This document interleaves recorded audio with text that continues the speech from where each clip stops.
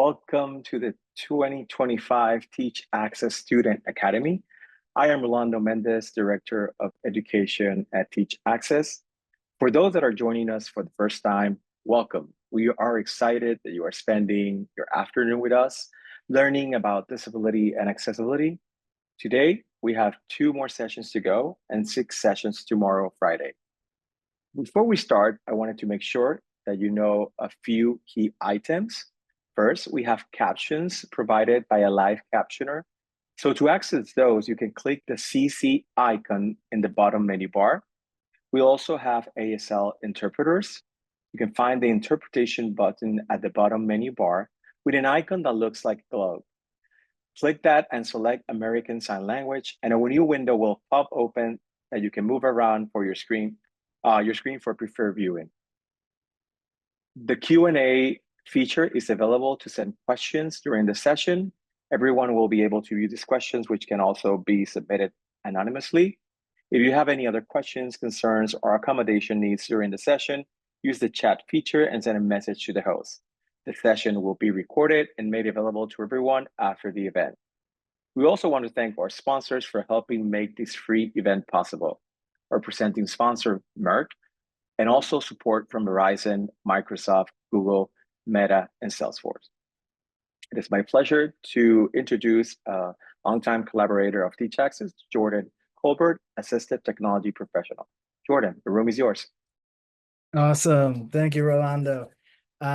It's really nice to be here today, everybody. As Rolando said, my name is Jordan Colbert. I go by he, him, his pronouns, and I am a assistive technology professional for a company that I created, the A team. So that stands for Assistive Technology and Educational Access Management Professional Consulting. And I'm really happy to talk today on behalf of that role that I have, because assistive technology is pretty important. And I know that we have just a little bit of time together, and it's a big topic. So this is going to be a boot camp where we're really putting you through the ringer as we go. But there will be time for us to really think about some of the strategies that we're putting out there and the technology that I'm putting out there, and go over it. And I'm sure there will be questions. So without further ado, let me go ahead and get started. All right, so assistive technology, the breakdown. So this is where we're going to really talk about the who, what, when, where, and why, because it's always important to know all of those aspects, especially as we're thinking about this. So briefly, what the who that assistive technology is created for is primarily for individuals with disabilities, but there are so many technologies that are created to support independent usage of assistive technology that the general population usually benefits for. And we'll talk a little bit more about that as we go on. Then the what. So what is assistive technology? Assistive technology is any device that is designed to create independent access for an individual with disability to remove a specific access barrier. And in many cases, it really does depend on what the specific environmental barrier is, because in some cases, assistive technology will work for that barrier, but if there's another barrier, it may not work. And that's really when these type of technologies are going to be used. So they depend on specific environments, which really goes along with what you may have heard, the social model of disability, where it's not the disability that is the barrier, it's actually the environment that creates the barrier for the person with a disability. And so when we think about why assistive technology is even important, it's because, well, first, there's a lot of legislation that is standing for the prescription of assistive technology for individuals, but there's a lot of legal reasons for it. But ultimately, it really is to provide equal independent access for individuals with disabilities, because that's a core part of the human experience, is to be able to interact independently and achieve some of your independent goals. And so assistive technology really makes that happen. And then there's the where. So this can be in a physical environment, this can be in a social environment, and assistive technology can work in digital environments. And we'll talk a little bit about this, but when we say technology, there's different types of technologies that are out there for this, and they fall into different categories. So as I mentioned a little bit earlier, appropriate assistive technology really depends on what the barrier is and what the environment is and what the goal is of the user. Because if sometimes the goal does not match the technology that's provided in a specific environment, sometimes the goal changes. And sometimes certain assistive technologies don't work for other disabilities. In many cases, there is overlap. So some of the real areas that we're going to break down today are the assistive technology, also known as AT for short, because that's a mouthful to say. AT for hearing disabilities. Then there is AT for mobility disabilities. So that's, technology that helps with being able to ambulate or move around, or the use of limbs in any case. Then there's AT for learning and neurocognitive disabilities. There's AT for mental health disabilities. There's AT for visual disabilities. And in all of these, there is starting to be the integration of AI with artificial intelligence to help maximize the usage of the assistive technology and maximize the benefits for the user. So some of this stuff that I talk about today, where it has AI built in, could dramatically change within the next week, because we know that AI is very quickly changing. So just something to keep in mind as we go through this. So there's really three tiers of assistive technology, and some of it is stuff that you may never have thought of as assistive technology. So there's the low tech, which supports things that are not sophisticated software, typically don't have any motor or any hardware that goes with it, or software that goes with it. And these are things like pencil grips, which support with mobility and the use of fine motor skills. Then there's also things like bumps on a curb cut, and that may be just to interact with other assistive technology. And so, when people think of technology, you're thinking, oh, it's a computer, a cell phone, those kind of things. But no, there are forms of technology that are just devised supports that have not existed before, that were created for this specific purpose.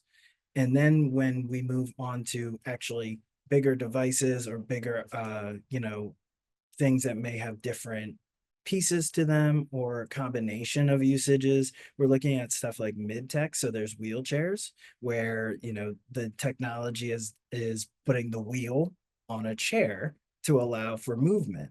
And wheelchairs, this is usually in the mid-tech range. This is more of a manual wheelchair, not a power chair. A power chair may take us into the high-tech area. And that's because it has an integration of sophisticated software and hardware together. So when we think of things like text to speech for synthesized communication. So if we think of individuals like Stephen Hawkins, who was utilizing sophisticated technology to pair their muscle movements on their face with actual outputs into speech. Well, it would generate text, which then would go through another medium to create speech. Then we're also thinking about some of the stuff like Apple has eye tracking software that people can use either on their laptops, their Apple MacBooks, or iPads. And so, high tech really is these newer emerging solutions that are putting a lot of things together. So keep that in mind as we go through this and as you're identifying what some of these technologies are. So we're going to jump right in with the assistive technologies here. So the first area that I mentioned is devices for deaf or hard of hearing disabilities. And so these can range depending on the level of hearing loss or depending on the interaction of a person with deaf culture. And so in some cases, a form of assistive technology for deaf individuals may be having ASL interpreters virtually, or it may be the presence of captions. And so that's a real way to think about it, because this may, in many cases, the assistive technology here are items or devices that convert sound into text formats that can be read, such as captions, or they can be devices that magnify sound. So thinking about hearing aids.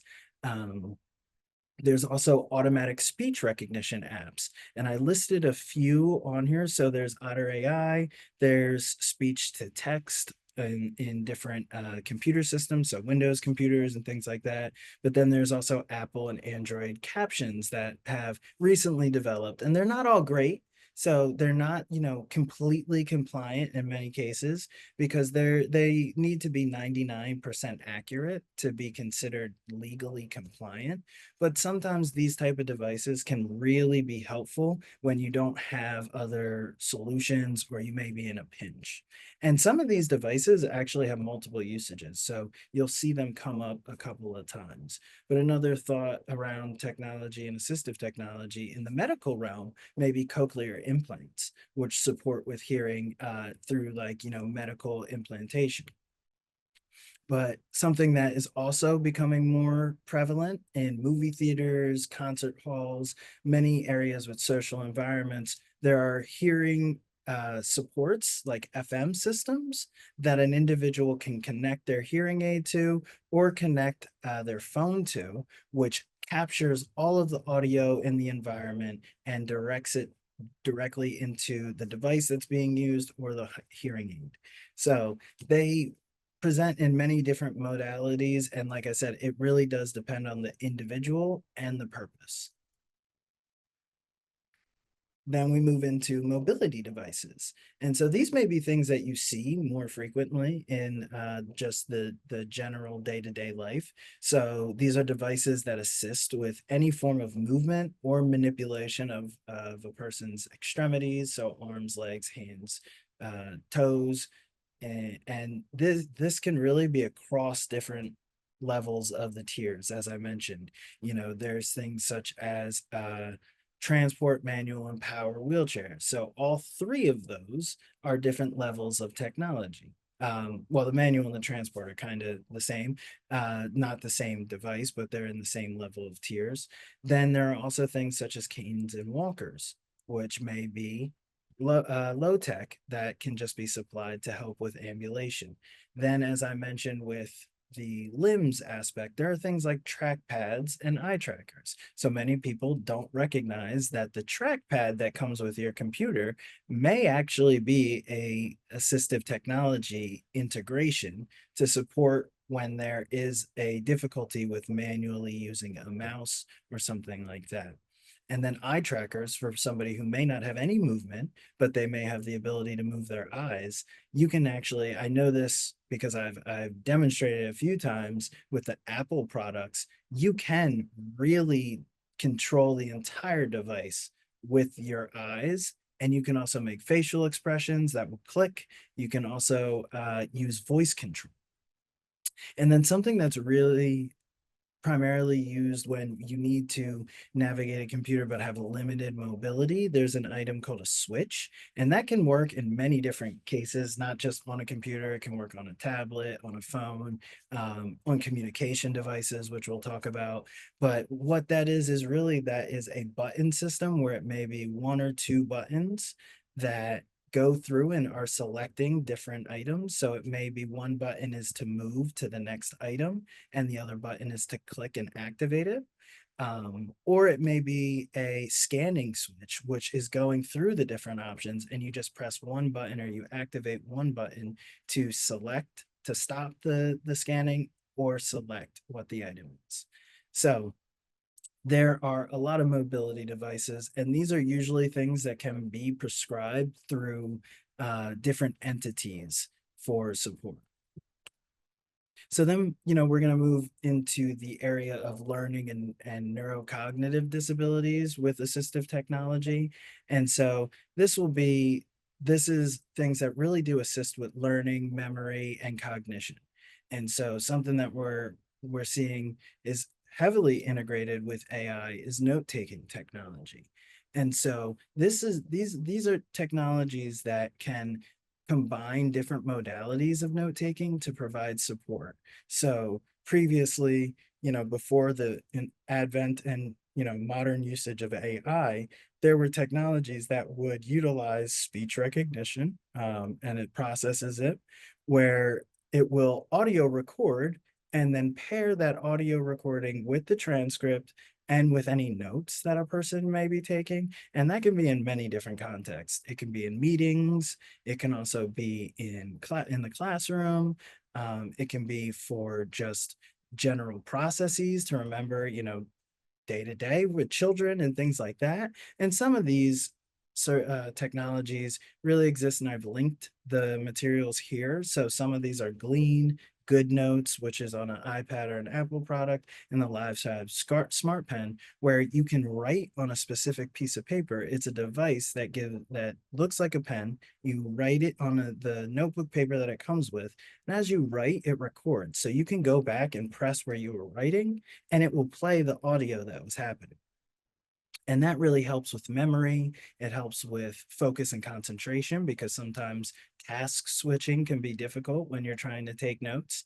And this will help with like gaps in memory. Then there's also technology for uh, areas of specific learning disabilities. So things like dyslexia, specific learning disabilities in reading, mathematics, those kind of things.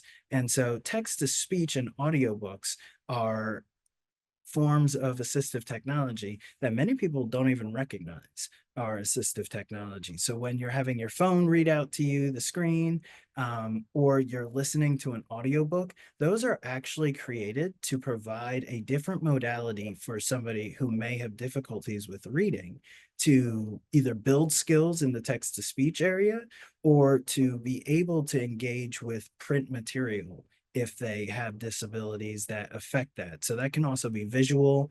It can be a combination of things.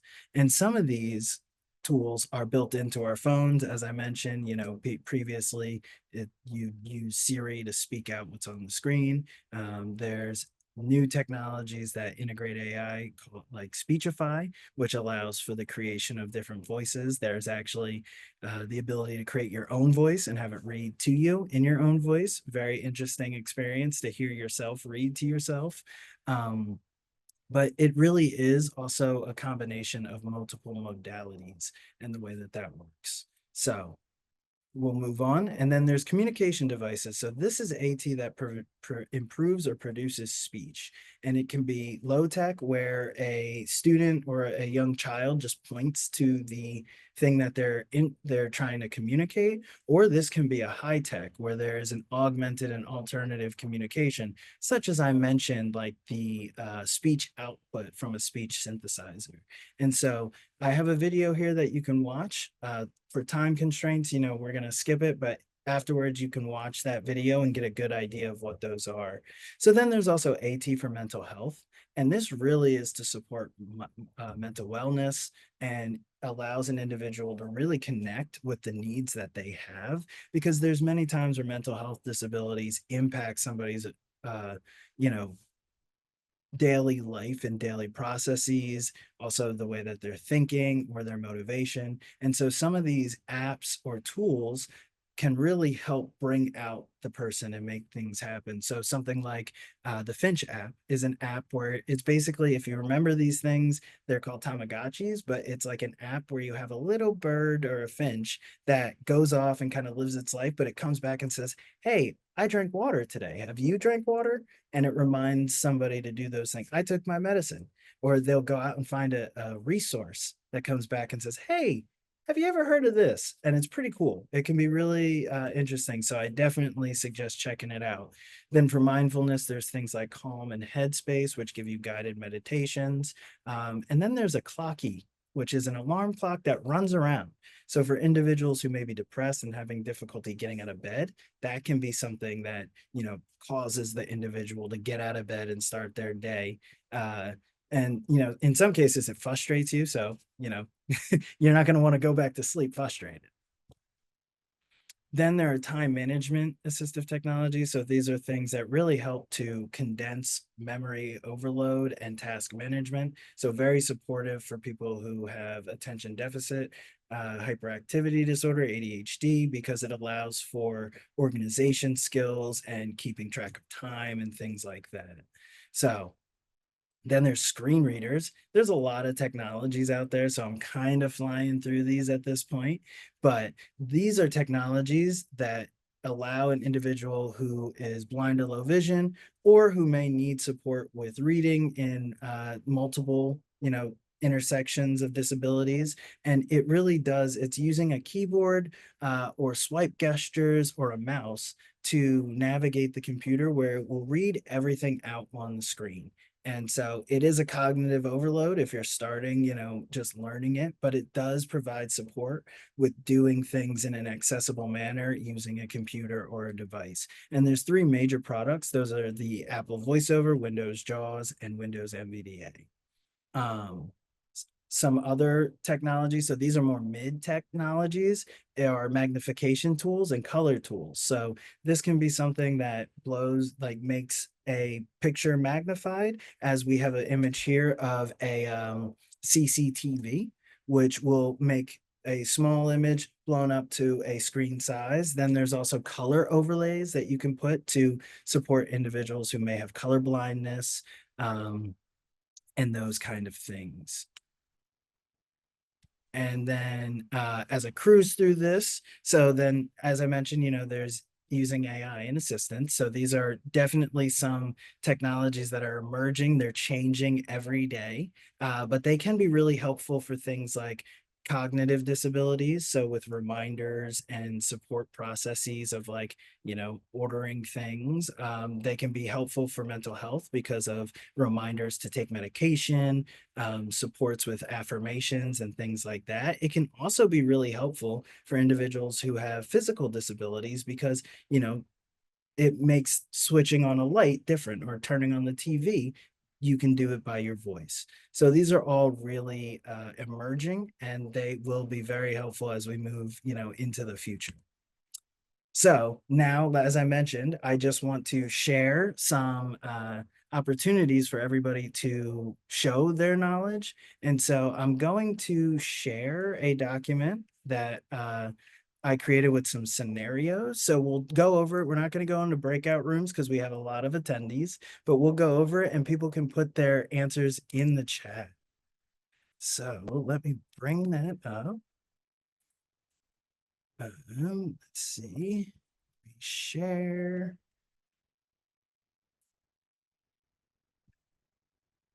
So we'll go over first scenario. So this is actually going to be an opportunity for you to think creatively, because there may not actually be something already. So the world is your oyster with these.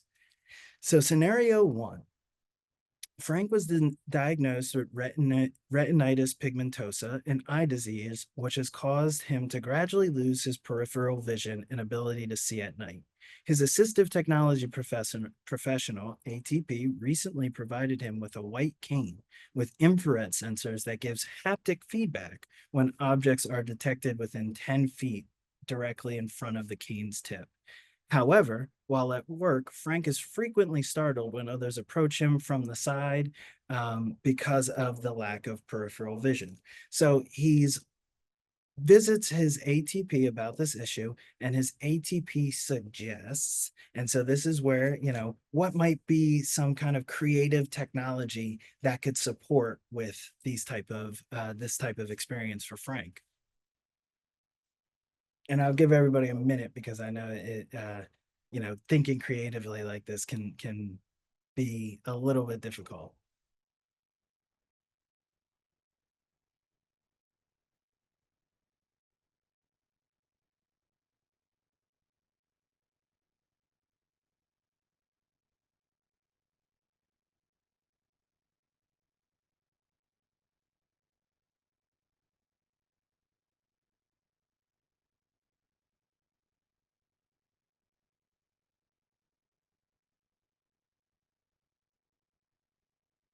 Ooh, I like some of these answers. They're pretty good. Uh, very, very, technically involved. So one thing that was mentioned by Sophia was a door sensor with sound cues, which might be really helpful. As somebody comes in, it may alert Frank to the idea that there are other people approaching.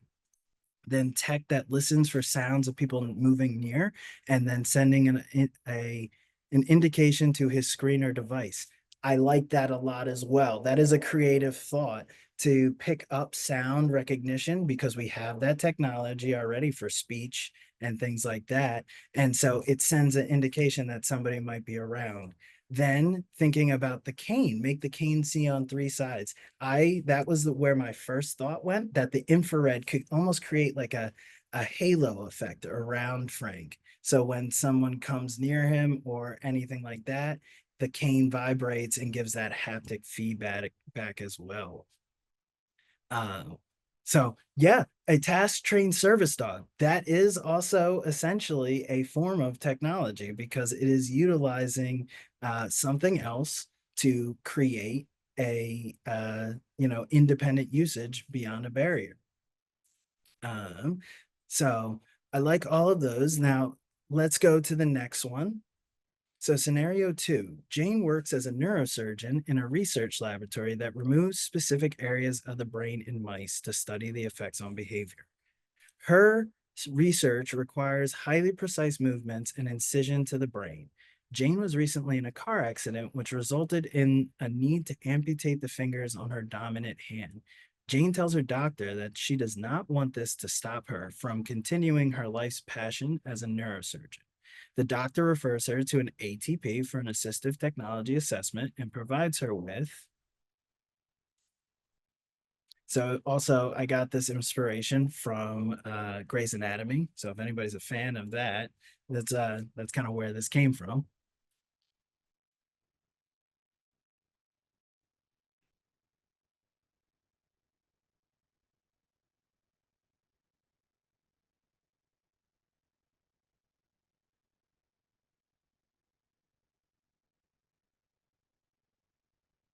Ooh, I like this. So there is a lot of answers in here. So a precise voice control tool. So that is interesting because if you combine that with some other things that others said, like a surgical robotics or a prosthetic with haptic feedback and uses AI tech, all of those together can really help support with this. And there is new technologies that have come out that have allowed people to virtually utilize a robot that then activates and does the precise movements, which AI is completely helping with.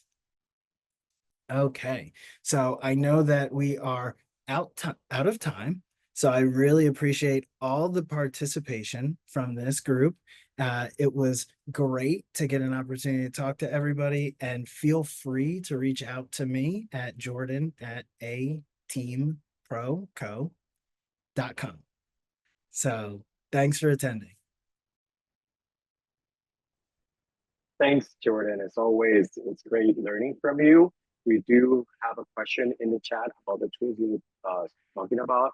Are these tools, Irina writes, are these tools available in different languages such as Russian?